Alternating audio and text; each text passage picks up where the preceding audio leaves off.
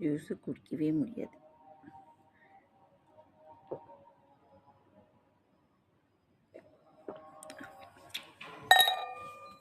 ஐயோ!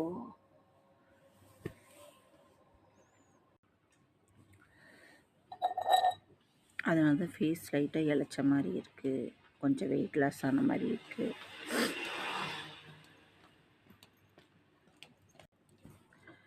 இதயத்தில் எனக்கு ஏதோ கொலஸ்ட்ரால் ஏதோ அடிச்சிட்டு இருந்திருக்க மாட்டேங்குது.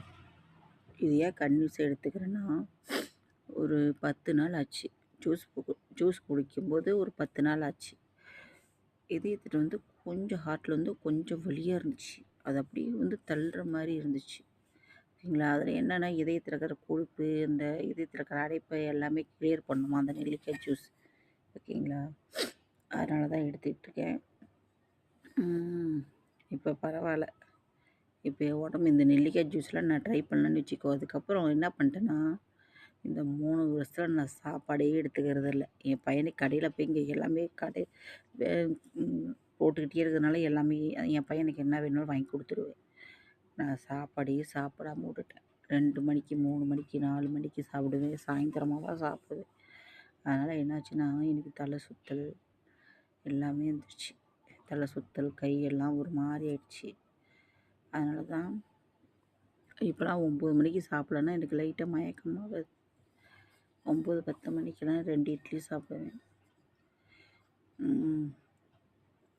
ஜூஸ் குடிச்சிட்டேன்.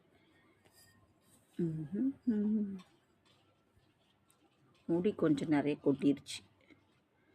அதுக்கப்புறம் இப்போ ஹேர்லாம் அடர்த்தியான மாதிரி இருக்குது. முடியெலாம் என் பழைய முடி வந்துச்சுன்னா பரவாயில்ல. முடியெலாம் நிறையா இருக்கும் எனக்கு. ஓகே, பாய். கொஞ்ச நேரம் வாக்கிங் பண்ணிவிட்டு ஒரு 7 மணி 7:30 மணிக்கு தான் டீ குடிப்பேன். டீ எழுந்திரிச்சு இப்போ இந்த டீ குடிச்சு தான் இவ்வளோ வம்பே வந்தது எனக்கு. ஒரு நாளைக்கு 5 டைம் காலையிலேருந்து 10, 12 மணிக்குள்ளே குடித்தா என்ன பண்ணும் உடம்பு. இந்த மாதிரி காலையில் எழுந்திரிச்சு இந்த மாதிரி ஜூஸ் ஐட்டம்ஸ்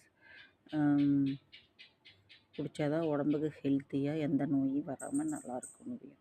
ஓகேங்களா. ஓகே, பாய்.